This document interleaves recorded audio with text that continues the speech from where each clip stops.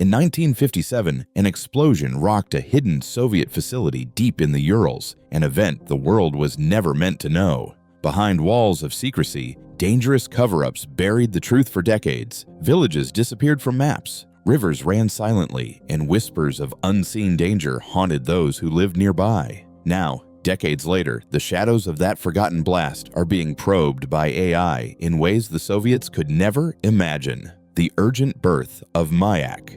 In the aftermath of World War II, the Soviet Union faced a daunting challenge. The global balance of power had shifted, and the leaders in Moscow were determined to ensure that the country would never again fall behind in the nuclear arms race. To achieve this, they embarked on an ambitious and secretive program to produce plutonium for atomic weapons. At the center of this program was the Mayak Production Association, a sprawling nuclear complex hidden deep in the Ural Mountains. Its location in the remote town of Ozyorsk, formerly called Chelyabinsk 40, was chosen for secrecy and isolation. Ordinary citizens were unaware that an entire city and its surrounding lands had been transformed into a fortress of nuclear ambition. By the late 1940s, construction of the reactors and plutonium production facilities was already complete. Workers labored under extreme pressure to meet deadlines set by the Soviet leadership. Safety was not a priority. Engineers improvised methods to handle and store highly radioactive liquid waste, often using makeshift underground tanks and concrete trenches.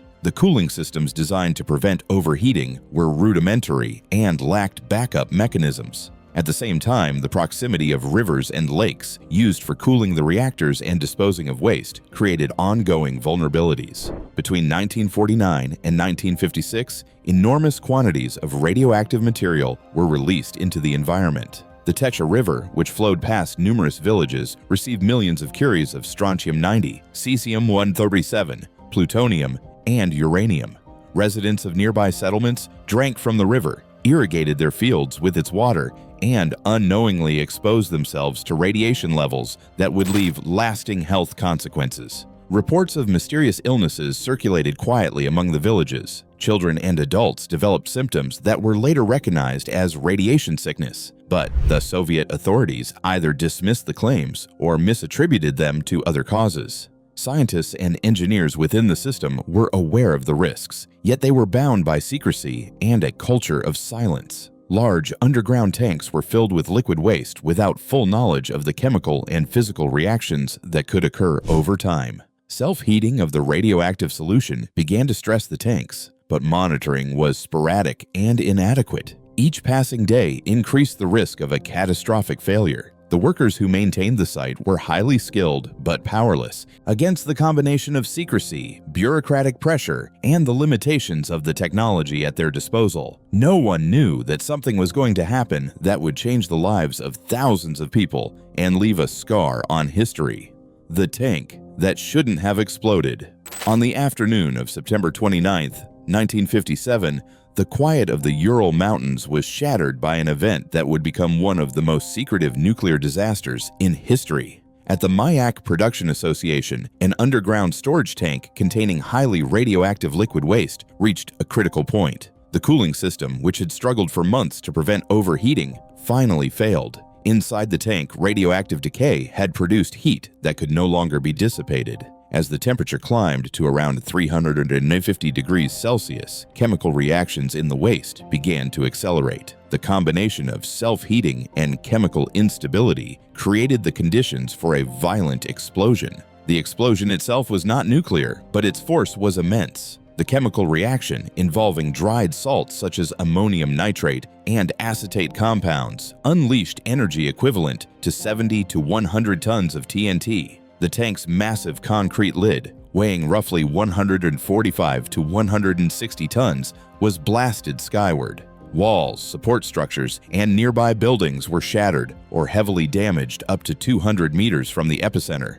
A deep crater formed where the tank had been housed, and radioactive material that had been safely contained for years was suddenly released into the environment. The radioactive release was staggering. Estimates suggest that roughly 740 petabecquerels of mixed radionuclides, including strontium-90, cesium-137, plutonium, and uranium, escaped into the surrounding area. Most of the contamination settled near the site, but a significant portion was carried by the wind, forming a radioactive plume that drifted north-northeast over forests, villages, and farmland.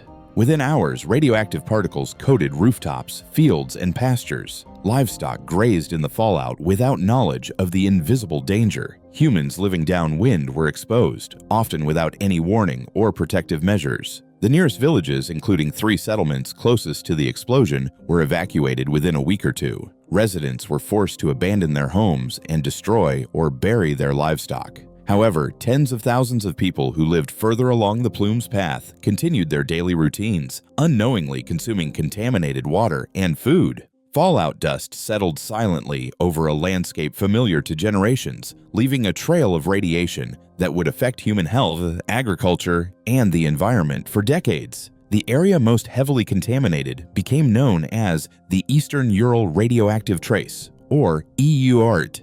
Early estimates suggested that roughly 1,000 square kilometers were affected, but later modeling indicated that the contamination extended over 23,000 square kilometers. Despite the scale, the world remained unaware of the disaster. The Soviet state kept the event secret, reporting little more than local evacuations and damage to industrial infrastructure. The fallout settled quietly, yet the story of Kyshtym had only begun. What would happen to the people and the land that had been exposed? How would generations cope with an invisible threat that had touched their homes, rivers, and fields? These questions would linger for years as the Soviet state kept the truth locked away in archives, and the world would remain unaware of the catastrophe for decades.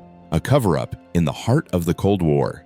The Kyshtym disaster occurred at a time when the Cold War shaped every decision in the Soviet Union. The explosion at Mayak was catastrophic, yet the authorities were determined to conceal it. Ozyorsk, the secret city where the plant was located, did not appear on maps, and its residents lived under strict surveillance. The accident became known only by its proximity to the small town of Kyshtym, giving the event a name that would echo quietly through history. Outside observers had little idea of what had truly happened, and for decades the Soviet government suppressed information to maintain its image of technological control and national strength. The official narrative avoided any mention of radiation. Villagers in the affected areas were told to abandon homes and livestock, burn crops, and plow fields, yet no explanation was provided. Medical records referred vaguely to special diseases, while doctors were instructed not to connect symptoms to radiation exposure. Thousands of people, evacuated or left behind in fallout zones, had no access to accurate information. They lived in fear, unaware of the invisible threat that lingered in soil, water, and air.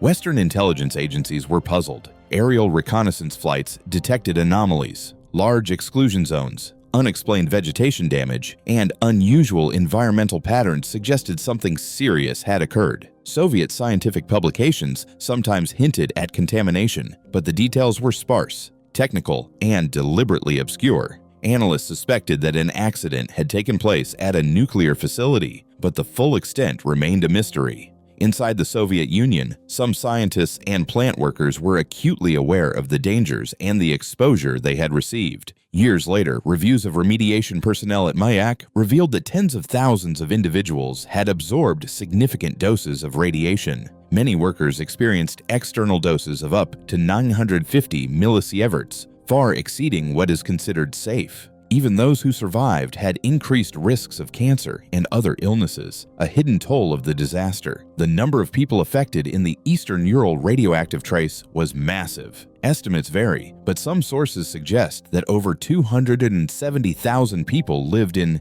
contaminated areas, with tens of thousands evacuated. Villages became ghost towns. Families abandoned their homes, leaving behind generations of memories and livelihoods. Meanwhile, the Soviet government focused on secrecy, prioritizing state prestige over human health. It was only in the mid-1970s that the truth began to emerge. The émigré scientist Zhoris Medvedev published details in the West, revealing a disaster far more serious than previously acknowledged. His work brought international attention to Mayak, opening the door for independent studies, archival research, and retrospective exposure analyses. Even then, much information remained buried, locked in classified files, internal reports, and maps that only a few individuals could access. The next frontier of discovery was quietly emerging. New technologies, digital models, and artificial intelligence promise the possibility of uncovering the full scope of Kyshtym, but could they reveal the scale hidden by decades of secrets? The shocking publication on the Kyshtym disaster. Zhores Medvedev was a Soviet-born biologist and dissident who became one of the most important figures in exposing the hidden dangers of the Soviet nuclear program. Born in 1925, Medvedev was a trained scientist with a deep interest in genetics and medicine, but he also had a keen sense of justice and transparency. He became increasingly concerned with the Soviet Union's secrecy surrounding public health and environmental hazards. After leaving the USSR in the 1970s, he settled in the West, where he could publish his findings without fear of censorship or reprisal. It was here that he began revealing the truths about one of the most closely guarded Soviet secrets, the Kyshtym nuclear disaster of 1957. In 1976, Medvedev published his groundbreaking book, The Nuclear Disaster at Kyshtym, which was later translated into several languages and widely discussed in the West. This publication was the first comprehensive account of the accident, based on information from émigré contacts, defectors, scientific reports that had leaked out of the USSR, and personal investigations. Medvedev described the explosion at the Mayak Production Association, explaining how a storage tank of high-level radioactive waste had chemically exploded due to poor cooling and inadequate safety measures. He detailed the release of hundreds of petabecquerels of radioactive material, the contamination of villages, rivers, forests, and agricultural lands, and the resulting health consequences for nearby populations. One of the most shocking aspects of Medvedev's work was the scale of the secrecy and deception surrounding the disaster. He showed how the Soviet authorities had evacuated some villages but left thousands of people unknowingly exposed to dangerous radiation. Medvedev also documented how agricultural lands were plowed under, livestock was destroyed, and crops were buried, all under instructions that offered no explanation to the local population. His work revealed not just the immediate physical damage, but also the psychological and social impact of living in an environment of fear and uncertainty.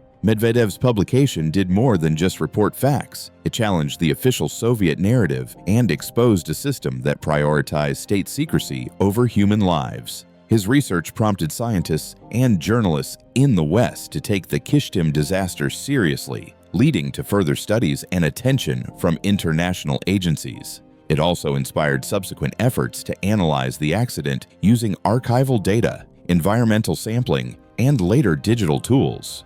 Without Medvedev's courage in publishing the first detailed account, the world might have remained unaware of one of the most serious nuclear accidents in history. Medvedev's work had personal consequences as well. He faced criticism and discrediting campaigns from Soviet authorities who dismissed him as a traitor and accused him of exaggerating dangers. Despite these challenges, he continued his scientific and investigative work, advocating for transparency, nuclear safety, and accountability. His Kyshtym publication remains a landmark in the study of nuclear disasters, demonstrating how an individual's dedication to truth can break through decades of secrecy and reshape historical understanding. Medvedev did not merely reveal the past. He laid the foundation for understanding how disasters could be analyzed, remembered, and prevented. His work served as a bridge between hidden Soviet realities and modern scientific investigations, ensuring that the victims of Kyshtym and the lessons of the accident would not be forgotten.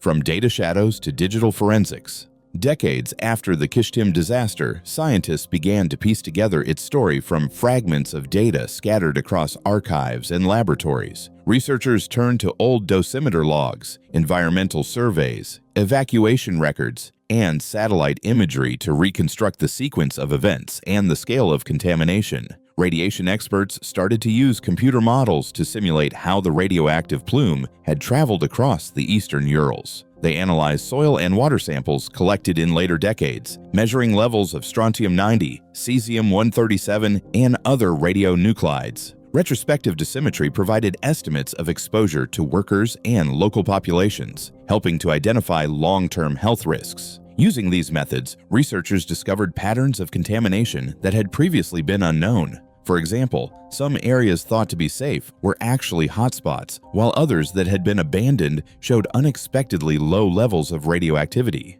Digital mapping tools allowed scientists to overlay historical records with modern satellite images. GIS mapping made it possible to trace the movement of fallout through rivers, forests, and farmland. These maps revealed how radioactive particles had traveled through food chains, affecting milk, meat, and crops consumed by humans.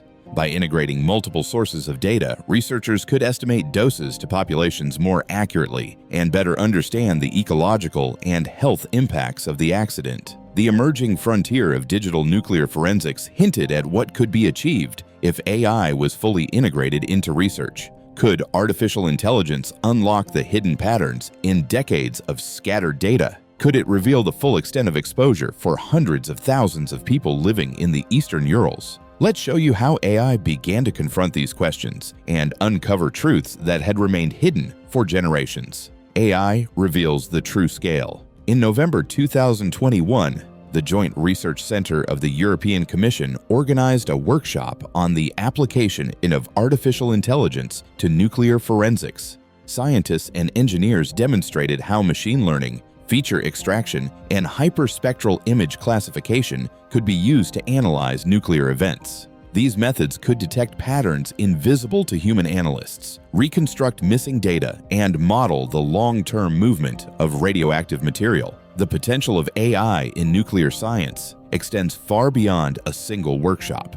The International Atomic Energy Agency highlighted several ways artificial intelligence is transforming the field. Algorithms can analyze isotopic signatures in environmental samples, detect anomalies in monitoring systems, and assist in accident modeling. They can identify subtle changes in satellite imagery, track radionuclide migration, and even predict how contamination spreads through food chains. By combining AI with decades of archival data, researchers now have the ability to reconstruct events with unprecedented accuracy, opening the door to a level of understanding that was impossible even a few years ago. The Pacific Northwest National Laboratory demonstrated in July 2025 how AI could accelerate chemical separation and nuclear material forensic analysis after explosive events. Although there are no direct published studies using AI specifically on Kyshtym, these advances illustrate the potential. For the first time, it is possible to imagine a computational tool that cross-references archival dosimetry logs with environmental data, satellite imagery, and retrospective radiation measurements to identify previously unknown hotspots and reconstruct the true footprint of contamination. Applying these techniques to Kyshtym, preliminary AI-based models suggest that the disaster affected a larger area than historically recognized. While early estimates indicated a contaminated zone of roughly 20,000 square kilometers, AI-assisted analysis points to a potential spread of up to 23,000 square kilometers or more. AI can also simulate how radionuclides move through forests, rivers, and agricultural lands, visualize the mortality of plant and animal populations, and estimate how contamination entered the food chain. By fusing multiple older sources, the technology can even create missing maps that fill decades-old gaps in understanding. Even with these breakthroughs, AI raises new questions. The technology can reveal patterns and footprints previously hidden, but it cannot act on them. How should authorities respond to land still believed to be safe? How can health risks be reassessed for populations long assumed to be unaffected? And perhaps most importantly, will the world pay attention when it learns that the full magnitude of Kyshtym was hidden not for decades, but for generations? AI has opened a new window into the disaster, showing that the truth is far more extensive and complex than anyone imagined. Yet the answers it uncovers demand urgent reflection and action. The reckoning and the future of nuclear memory. The revelations brought by artificial intelligence have transformed the Kyshtym disaster from a forgotten historical footnote into a pressing lesson for the present and future. By reconstructing the scale of contamination, AI has shown that the disaster affected far more people and land than previously acknowledged. From a policy perspective, the Kyshtym accident and the new AI analyses underscore critical lessons for nuclear management worldwide. The disaster remains one of only 2 Level 6 events on the International Nuclear Event Scale, alongside Chernobyl's Level 7 classification. It demonstrates the extreme consequences of insufficient cooling, poor containment, and secrecy in nuclear operations. Modern nuclear facilities now incorporate lessons from Kyshtym, including redundant cooling systems, closed-cycle waste management, digital monitoring, and emergency preparedness. AI is becoming an essential part of this modern approach, providing predictive modeling, anomaly detection, and real-time monitoring that could prevent future catastrophes. Kyshtym was largely invisible to the world for decades, and its survivors carried the burden of secrecy and uncertainty. Communities affected by the disaster lived with a hidden legacy of fear, illness, and lost livelihoods.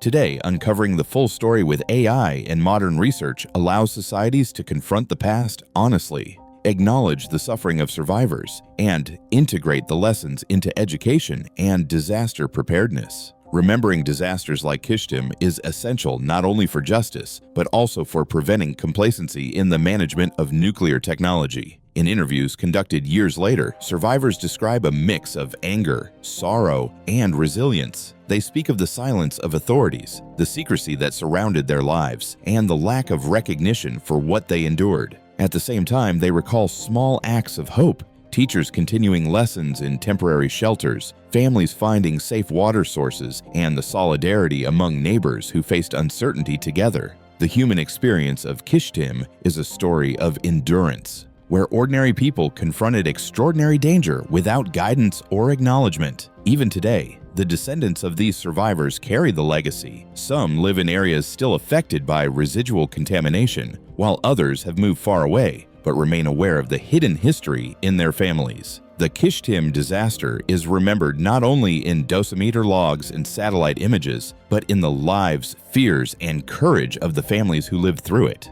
Their stories are a reminder that the true cost of nuclear accidents is measured not just in becquerels or square kilometers, but in the human lives forever shaped by invisible forces beyond their control.